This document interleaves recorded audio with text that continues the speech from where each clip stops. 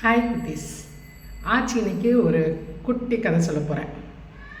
ஒரு ஜென்குரு, அந்த ஜென்குருட்ட ஒரு படித்த சீடர், அவர் கிளாஸ் அட்டன் பண்ண ஒரு ஸ்டூடெண்ட் வந்து இராணுவத்தில் இருந்தார்.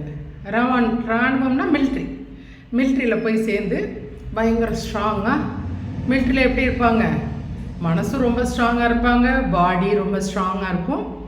அந்த சீடர் வந்து மிலிட்ரியில் ஒர்க் பண்ணிகிட்டு இருக்கும்போது அவருக்கு திடீர்னு ஒரு ஆசை வருது.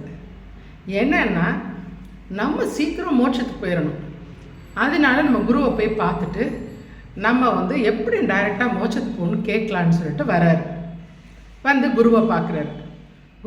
குருக்கு வணக்கம்லாம் சொல்லிட்டு, குருவே இது மாதிரி நான் டைரெக்டாக மோட்சத்துக்கு போகணும், நீங்கள் ஏதாவது ஒரு வழி சொல்லுங்கள் எனக்கு அப்படின்னு சொல்லி கேட்குறாரு.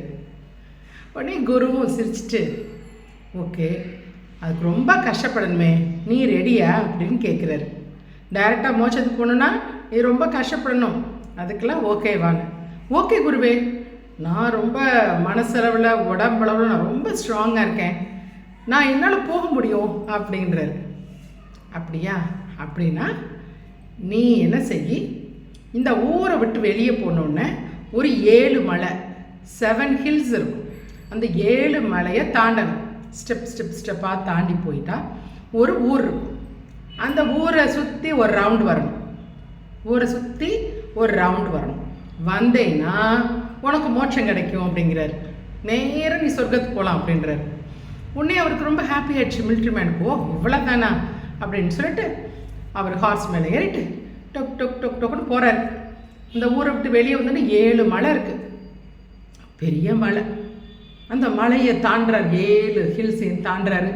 தாண்டுனா ஒரு ஊர் தெரியுது. ஆஹா, இதுதான் குரு சொன்ன ஊர் போல இருக்கு அப்படின்னு சொல்லிட்டு அந்த ஊரை ரவுண்ட் அடிச்சுட்டு வர்றாரு. ரவுண்ட் அடிச்சோன்னே ரொம்ப ஹாப்பி ஆயிடுச்சு. ஓகே, நம்ம குருட்ட போய் சொன்னோம்னா நம்ம டைரெக்டாக நம்ம சொர்க்கத்துக்கு அனுப்பிடுவாருன்னு சொல்லிட்டு ரொம்ப ஆசையோடு வர்றாரு. ரொம்ப ஆசையோடு வந்து குருட்ட, குருவே நீங்கள் சொன்னபடி நான் எல்லாம் பண்ணிட்டேன், என்னைய டைரெக்டாக சொர்க்கத்துக்கு அனுப்பிவிடுங்க அப்படின்னு குருட்ட கேட்குறாரு. குரு சொல்கிறாரு, எப்படி நான் உன்னை அனுப்புறது, குதிரை தான் அனுப்ப முடியும் அப்படின்னே முழிக்கிறாரு அந்த சீடர், இராணுவ வீரர். குதிரை மேலே தான் நீ உட்காந்துட்டு போனேன், நான் 7 மலையும் கடந்தது யாரு, குதிரையோட கால். அந்த ஊரை சுற்றுனது யாரு, குதிரையோட கால்.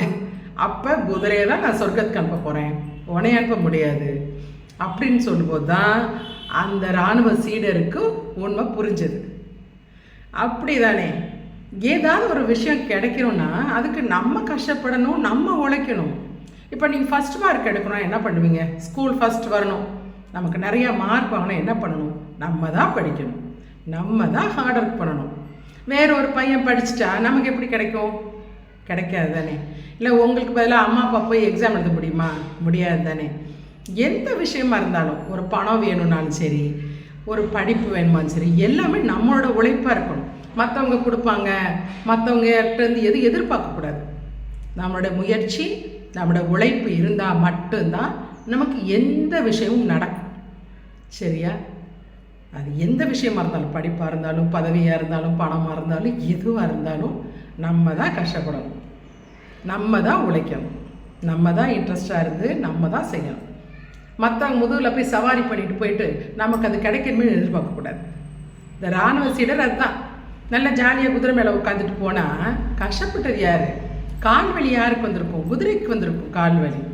இவர் எப்படி சொர்க்கத்துக்கு அனுப்ப முடியும்? அதே தான் குருவும் சொல்கிறார். சரியா?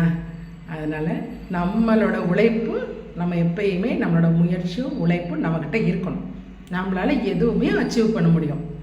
ஓகேவா? ஆச்சு, நாளைக்கு உங்களுக்கு ஒரு குட்டி கதையோட வரேன்.